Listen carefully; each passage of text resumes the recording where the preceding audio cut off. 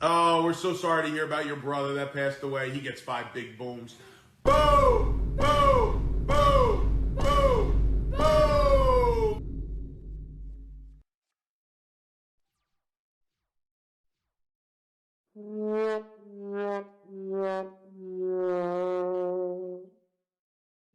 What is going on, guys? Rogue TCG here, bringing the yugioh TCG deck profile. Now, if y'all know me, you know that this is by far one of my favorite decks, and I'm just going to cut to the chase. I'm showing Orcust today. This is going to be a much longer video than I typically make. I'm going to be showing off a little combo tutorial right after this, and then we're going to go take this deck to locals, and we're going to see how it does, and I'm going to try my best to show you the whole entire experience of going to locals and doing the locals experience. So that's enough yapping. Let's check out the new cards and let's check out the overall deck profile. Alrighty, starting off our main deck, we are on triple copies of yugioh the Orcust Mech Knight. On summon it dumps an Orcust or World Legacy card, and if it's the only monster we control, we can Ignition Effect make a token for both us and our opponent, which is a World Legacy token, so we can use it for our Link 1. This is probably one of the best starters in our deck if we do not want to be playing around cards like Infinite Impermanence or Effect Failure. If we are playing into cards like we're assuming our opponent's having Infinite Impermanence or Effect Failure, our next card is going to be a much better starter, being triple copies of Orcust Harp Horror. Now, Orcust Harp Horror is significantly better than yugioh in terms of being a card to play around Infinite Impermanence and Effect Failure, because it by itself is the card that you want to be dumping with yugioh most of the time.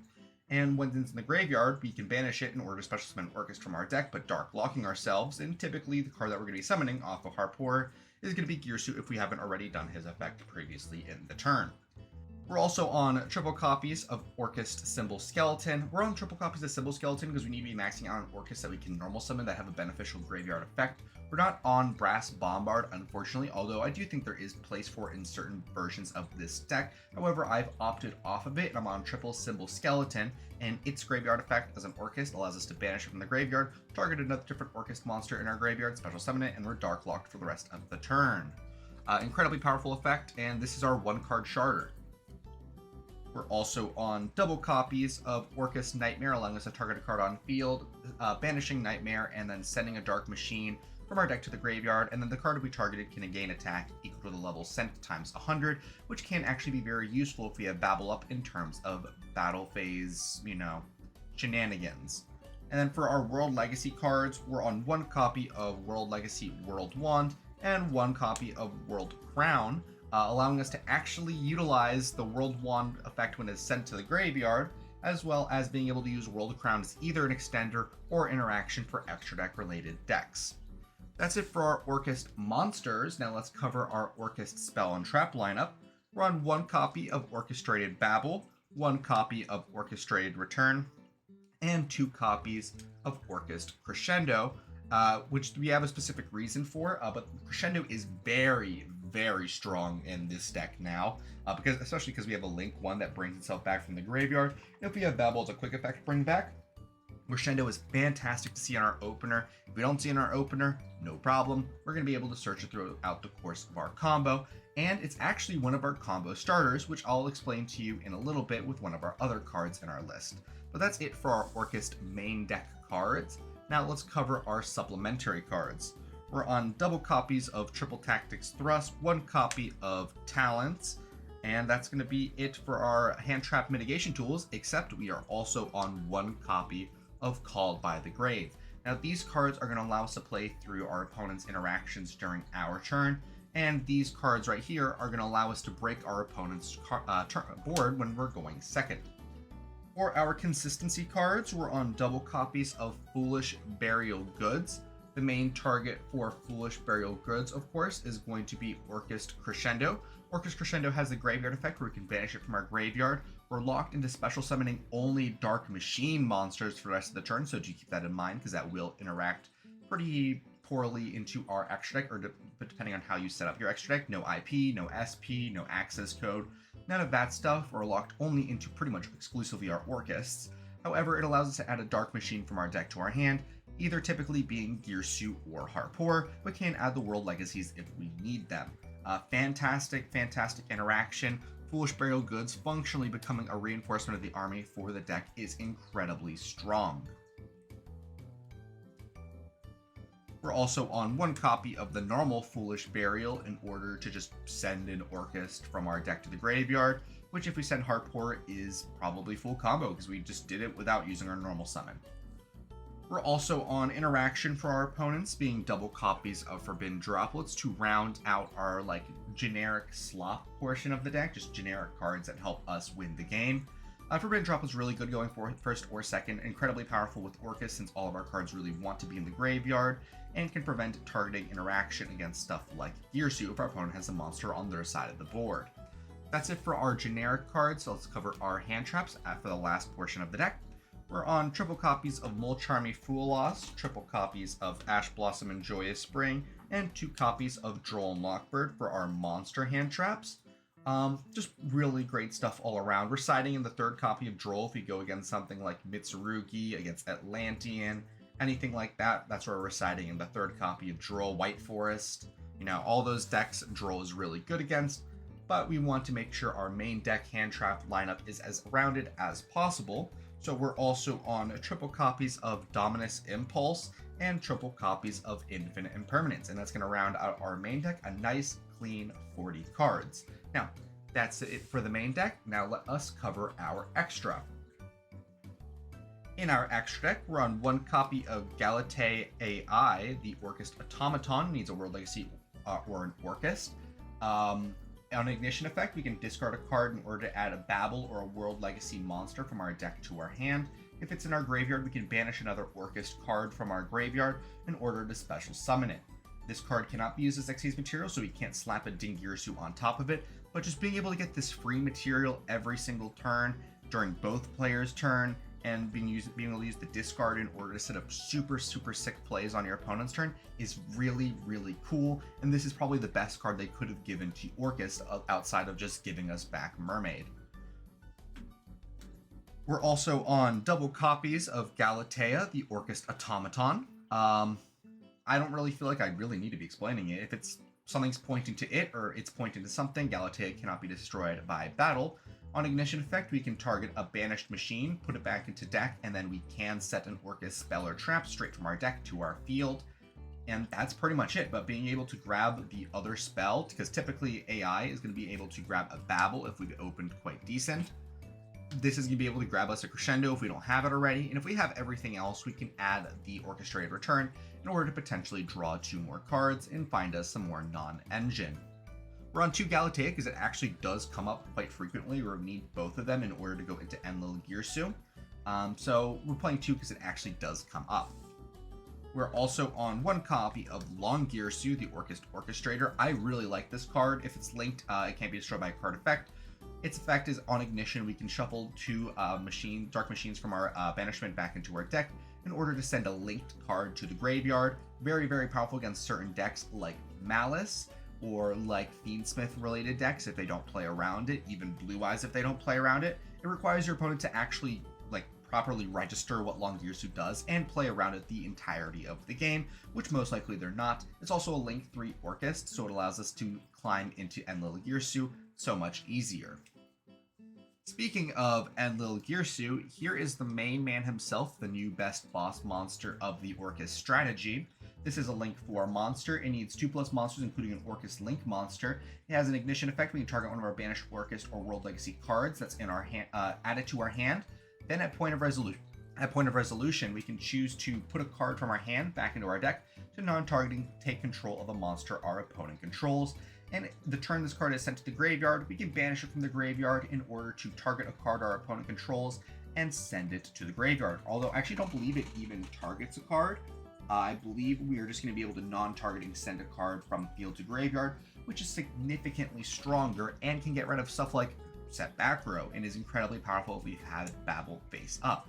It banishes itself as well, so we can even bring it back with World Legacy World Wand and not have to waste a simple skeleton on that, which is, honestly, this card is Kino. It's Kino as hell. This card is incredibly strong, and I love my Himbo. We're also on double copies of Dingirsu, Orcust of the Evening Star, rounding out our deck list. This card we can just slap a Tron on any of our Orcust links except for the new Link 1. On summon, we can either attach a banished Orcust as material to this card, or we can non-targeting send a card our opponent controls to the graveyard. If this card has any material on it, if our cards would be destroyed by battle or card effect, we can attach a material from him instead. Incredibly strong.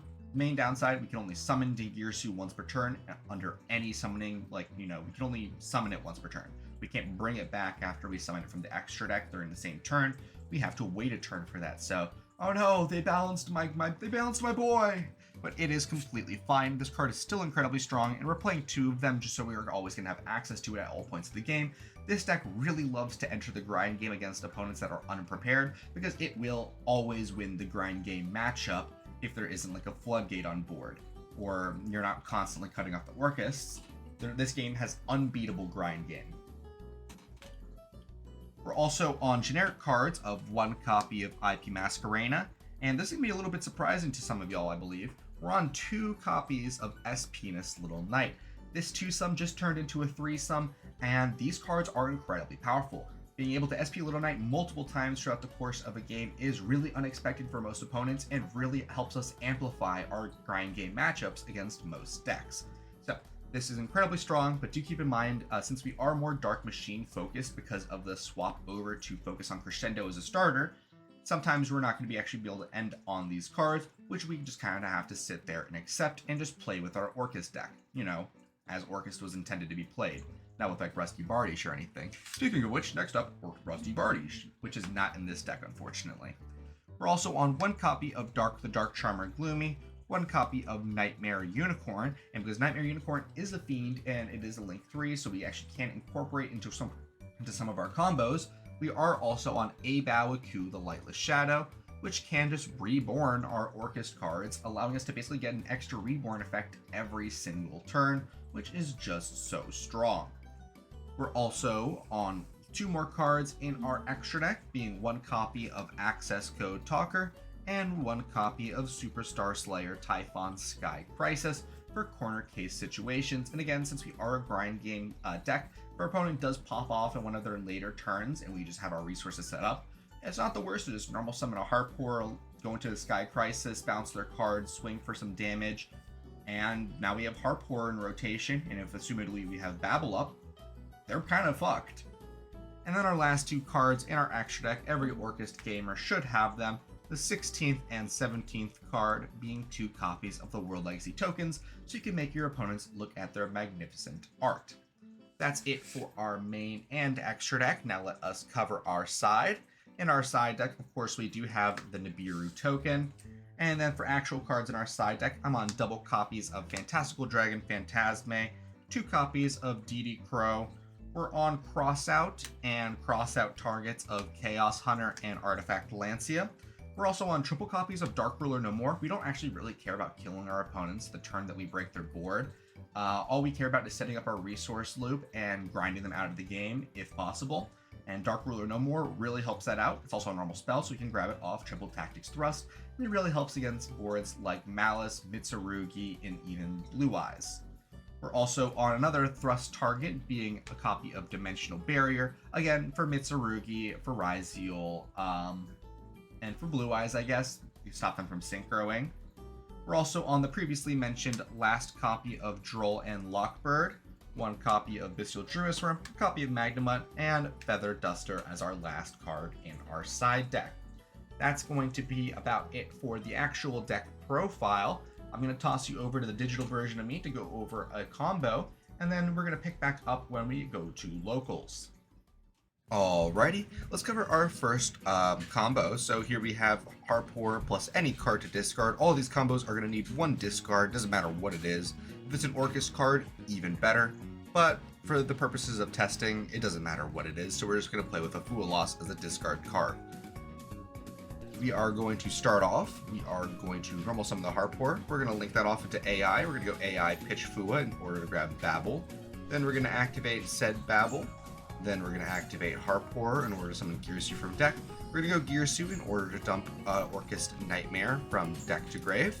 Then we're going to go AI and Girsu into Galatea. Then we're going to go AI effect, banishing Girsu in order to summon itself. We're going to go AI, put Girsu back in order to set a crescendo from our deck. And now we can just start link climbing to Enlil Girsu. We're going to go Nightmare to send Symbol Skeleton to the graveyard. Then we're going to go stack a Ding Girsu on top of Galatea and use Ding Girsu's effect to attach Nightmare as material before linking off AI and Ding Girsu for a second copy of Galatea. Then we're going to go Symbol Skeleton to target Galatea to bring it back. We're going to go to Enlil Girsu. We're going to go Enlil Girsu effect in order to add Symbol Skeleton back to our hand, and that's going to be our end board. Although this isn't exactly everything, I am going to show you just a little bit more of this during our opponent's turn, ideally during the draw phase or standby phase. We're going to be able to go Nightmare to target our Enlil Girsu, and then we're going to go AI to banish a Galatea to summon itself. Nightmare is going to dump a Harpor, and then we're going to go AI effect to pitch our Symbol Skeleton to get that into rotation, and then go a Harpor to special summon a Girsu from our deck. AI is going to be able to add from deck to hand a World Crown.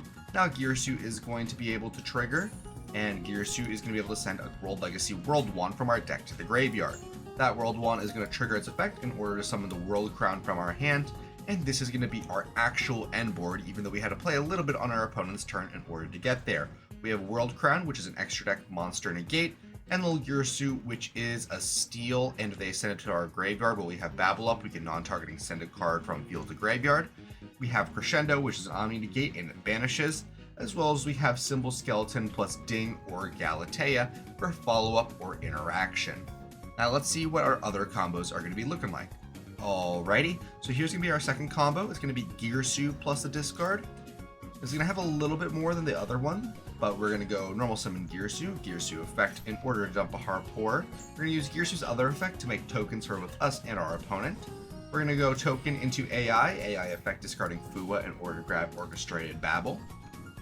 Then we're going to be able to go Babble, then we're going to go Harpor to special summon a Nightmare from our deck.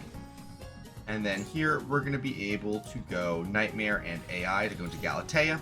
Nightmare target Galatea to send a World Wand from deck to graveyard. We're going to go World Wand in order to special summon our Harpor. Then we're going to go Galatea Xyz into Ding Girsu to attach our Nightmare as material. Then we're going to link Girsu and Ding Girsu off for another Galatea. Then we're going to go AI effect in order to banish Girsu to summon Galatea AI. Then we can go other Galatea to set our crescendo by putting back Girsu. And now here we can make an Enlil Girsu the Orcust Mech Knight. We can go Enlil Girsu in order to add back this World Wand, and then very similar to our other combo with Harpor plus discard, during our opponent's turn during either the draw or standby, we can go AI banishing Galatea in order to special summon itself, then go AI effect discarding World Wand to add World Crown from deck to hand. Then World Wand is going to be able to trigger here, allowing us to special summon the World Crown from our hand, again, which is an extra deck monster negate. We have our Enlil Girsu live, we have our Crescendo live, and we have a way to get to Symbol Skeleton and Ding Girsu and Galatea, plus extra advantage with either Harpor or Nightmare, whichever didn't grab a copy of Symbol Skeleton. That's it for this combo. Let's take a look at our last combo. For our last combo, I'm actually just going to play out the combo instead of looking at a replay, just so y'all can get a little bit of a better feel for it.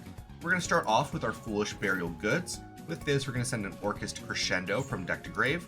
Then we'll activate our Crescendo, allowing us to add from deck to hand a Girsu the Orcust Mech Knight. Now this may seem very similar to our open Girsu, open discard hand, but it's not, because we have Orcust Crescendo in banishment and we are Dark Machine locked. So we're going to go normal summon Girsu. We're going to go Girsu effect here in order to send a Harpor to graveyard. We're going to go Girsu effect to make tokens. And then here we're going to go token using the token to make an AI. Go AI, pitch Fua, and here we're actually going to grab a World Crown instead of Babble. Here we're going to special summon our World Crown. Then we're going to be able to use our AI and Girsu to go into a Galatea. Here we're going to be able to go Harpor in order to special summon a Nightmare from our deck. And then here we're going to be able to, we have the choice to go Galatea to stack, although we are not, and we don't want to get Babble quite yet. We're going to make a Ding Girsu. We're going to go Ding Girsu effect to attach our copy of Harpor that is in the banishment. then we're going to be able to go these two into another copy of Galatea. Here we're going to be able to go Nightmare, targeting our Galatea in order to send a World Wand.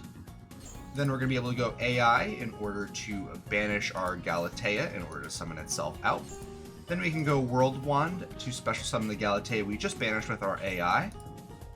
And then we can go one of our two Galateas in order to put our World Wand back in order to get our copy of Orchestrated Babble. It is a little bit late in the combo to get Babble, but if we don't think our opponent has interaction, this is what we want to do.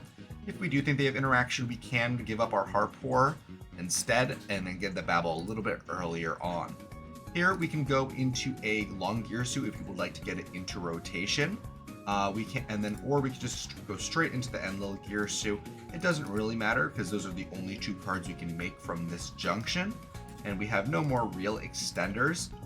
What is nice about this combo is we do set up an extra Dark Machine in here for our Long Gear Suit, but for this line, we're just going to go into an Enlil Gear Suit using the two copies of Galatea, meaning we don't have to use our AI effect during our opponent's turn in order to reborn itself. So we're going to go Enlil Gear Suit, then we're going to go Enlil Gear Suit effect in order to add our Crescendo back to hand. We're not going to use the effect to steal. And then we're going to be able to set our copy of Crescendo. And here again, we have our extra deck Monster Negate, we have our Counter Trap that banishes, and we have access to another copy of Gear Suit, which can dump a copy of Symbol Skeleton, although we are ending on one less Orcust in Graveyard, because we did end on Galatea-i on our side of the board, which means we don't have to banish a Galatea during our opponent's turn.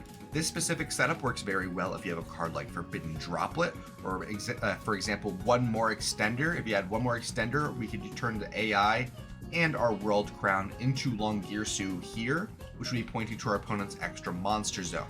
But that's going to be the end of our combos. Now I'm going to take a quick glance over and we're going to be going to locals, and let's see how we're able to do. Although don't get your expectations up super high because this locals is quite competitive, even though there's not too many people that show up.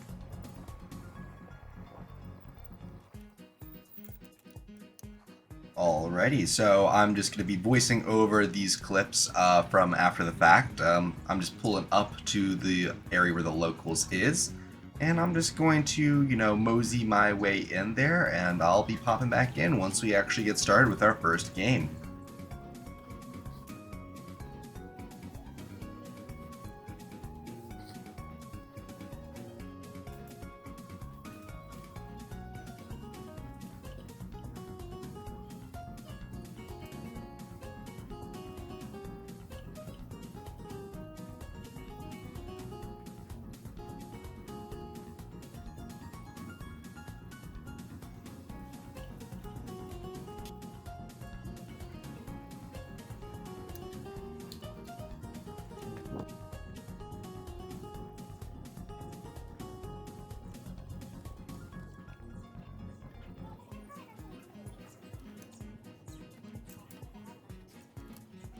Alrighty, so here we are in the first game. I lost the die roll, so my opponent will be going first.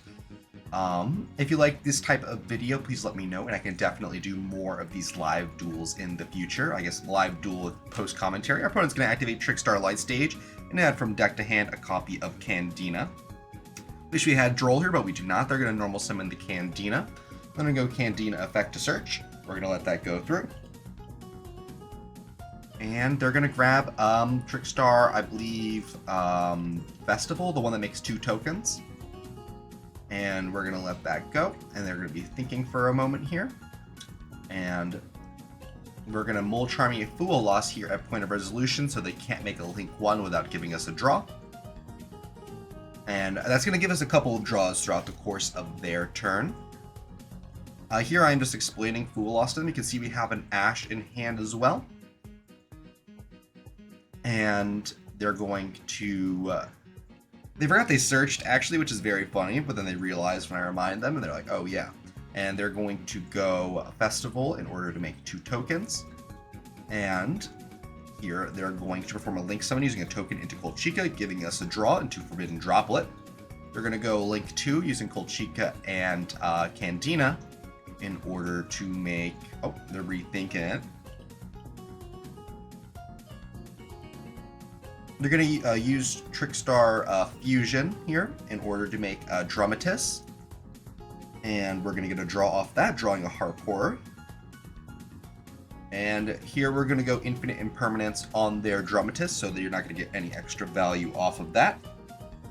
Then they're going to Link Summon into Trickstar Noble Angel. And they're going to go Noble Angel effect to try and search, which we will allow the search since we don't really want to waste our Ash Blossom on that. They're going to grab the Blue Tears Trap card, which I believe they need to control a Link monster in order to use it. And they're going to use the effect Special Summon from Graveyard from Noble Angel, in which case we're going to go Dominus Impulse to negate and pop it since we previously activated Infinite Impermanence in the turn.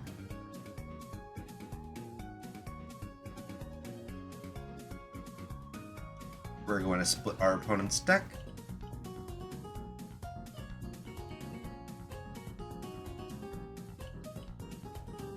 And we're going to be able, and they're going to pass it back to us after setting a card. We're going to go Foolish Burial Goods here. And we're going to dump an Orcust Crescendo from deck to graveyard, just to get an extra starter. We're going to go Crescendo Banish in order to search from deck to hand a copy of Girsu once we find it.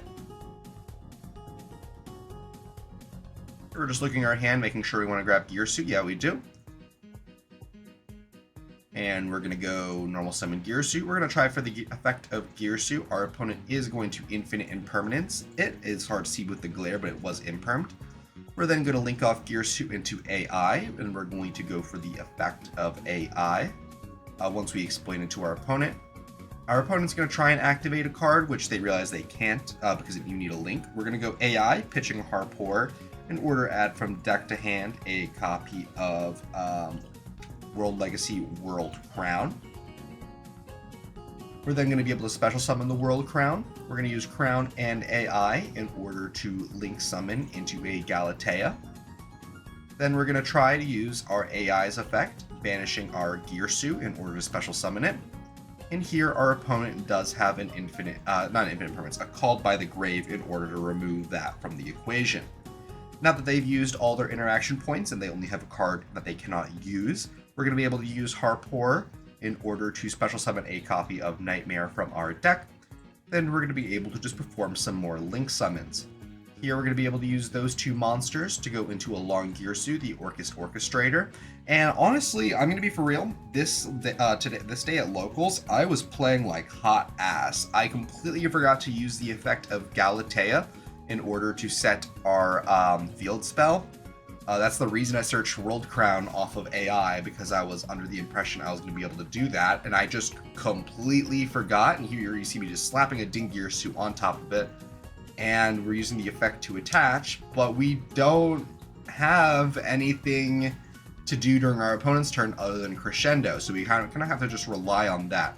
We're going to swing for 28 and then 26, and then we're just doing a little bit of debating because they forgot about Nightmare for the time being. They're opening up their Neuron app in order to log our life points, just to make sure we got it all down. Because they are, of course, are on Trickstar, we do really need to keep an eye on that. And so they're just going to be taking that damage there. And they're going to be at 26 to our 8k. And we're going to use Long Girsu in order to put some cards back into our deck. Then we're going to be able to link into Enlil Girsu, the Orcust Mech Knight. With Enlil Girsu, we're going to be able to use the effect to add that Crescendo back from banishment to our hand, so only the card we have in banishment now is a copy of Harpour. And we can still have a copy of we have a Moltrami Foolos in our hand as well. We have in the Crescendo, and we still held onto that Ash Blossom and Joyous Spring. So it's going to be a little bit difficult for my opponent to get back in there. They're going to activate another copy of Light Stage. Here we do have to Crescendo, and our opponent is going to scoop it up from there. In Game 2, they're going to start off with a copy of Pot of Desires, banishing 10. We do have an Ash Blossom. We're contemplating ashing there, but we want to stop them at a more important choke point. And so they're going to draw 2 cards. Then they're going to go Festival to make some tokens.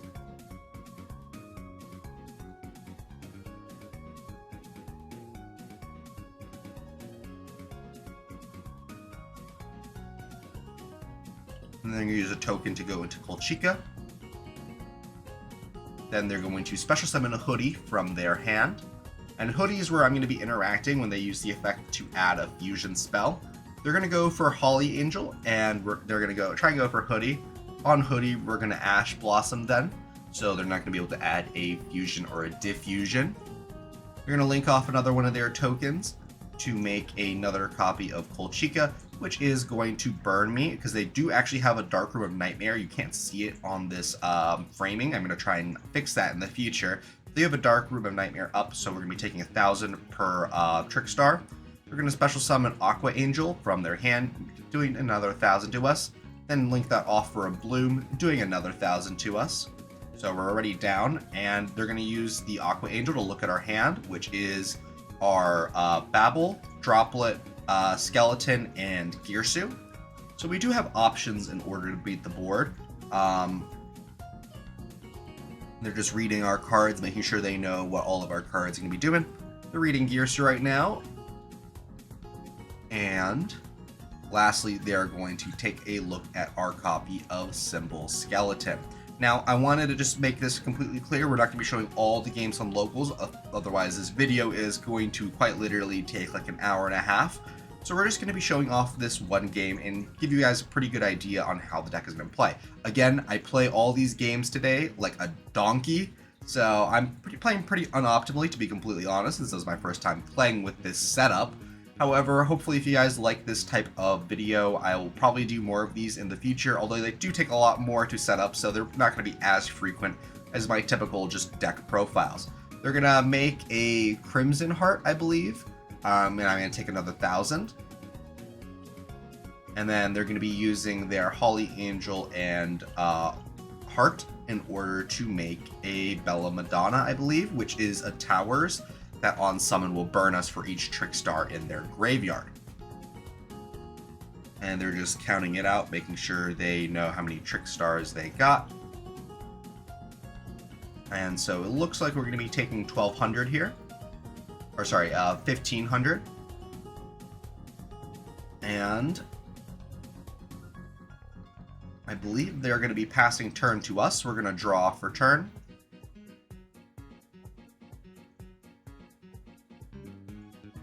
And in the draw phase, they're going to go Reincarnation. We did misplay there. We should have used Droplet, even though the monster they had is unaffected. We could have discarded our drawn copy of Orcust Crescendo in order to get a search. But I just, again, was playing like a donkey and completely forgot about it. In our new hand, we draw Molcharmi Fuelos, and that's pretty much it, to be completely honest. It was all like hand traps. We normal summon it, and we make a Typhon. And we can't bounce the monster, unfortunately, so we have to try and attack over it. And here is where I completely forgot about what Colchica does. Or actually, we are able to attempt to bounce it. They have an infinite impermanence. And here's where I forgot what Colchica does, because we attack into Bella Madonna, it gets destroyed. They're going to go Colchica effect, and they are going to burn us for the remaining amount of our life. So let's move on to game 3. We are going to be going first. Our opponent has, looks like 2 Ashes and a Ghost Mourner. We're going to go normal summon Girsu. We're going to go Girsu effect. Our opponent is going to Ash Blossom our Girsu, which is fine. We're going to go Girsu's other effect in order to make tokens for both us and our opponent. And they take a moment to look at the token, which I very much appreciate. Now, I'm a big fan of using accurate tokens to the deck that you're playing, and especially if you're playing Orcust, because Orcust is very based. We're going to link off the token into AI. We're going to struggle to put the token back under our field spell. We're going to go AI effect, discarding a copy of Harpour in order to add a card from deck to hand. Our opponent is going to go Ghost Mourner here, which is nice for us.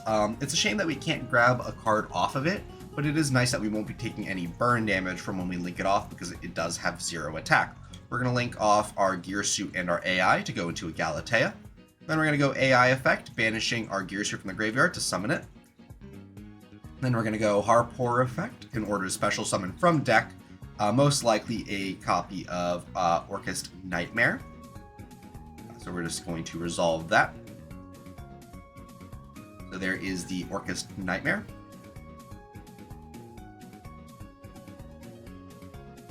And then here we're going to be able to perform a, we're going to use Galatea to put the Girsu back in order to set from deck to field a copy of Orchestrated Babel, which then they're going to set and then flip up immediately before we link off our Nightmare, of course, so we're going to be able to do that at quick effect speed.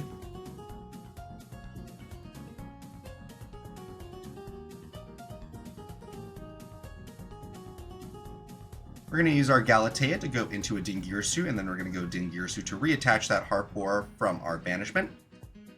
Then we're going to be able to go Foolish Burial Goods in order to send from deck to graveyard a copy of our Crescendo. So we're going to be able to get access to this card by the end of the turn.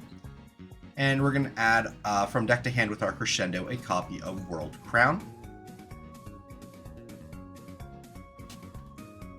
And then we're going to be able to link those two monsters off into another copy of Galatea. We're then going to go Nightmare in order to send from deck to graveyard either a Dark Machine or an Orcust. We're sending a Symbol Skeleton here instead of a World Wand, even though they both kind of do the same thing, to be completely honest. We're going to special summon our Crown from our hand. Then here we have a decision. We could just go into Enlil Girsu and keep up our Symbol Skeleton, or we can banish it in order to bring back our Galatea in order to go to Enlil Girsu that way. We're going to go Enlil Girsu effect in order to add Crescendo back to hand. And then we're going to go Triple Tactics Thrust, I believe. We're going to go Enlil Girsu shuffling a card back to steal their token. And then here I believe we're going to go Triple Tactics Thrust since I did activate a monster effect. There's the Triple Tactics after we've set the Crescendo. And we're going to just grab from our deck to our hand a copy of Dominus Impulse, and we're going to set it. Presumably, we're going to be activating the Crescendo first and then Dominus Impulse second, so we're going to be able to pop a card.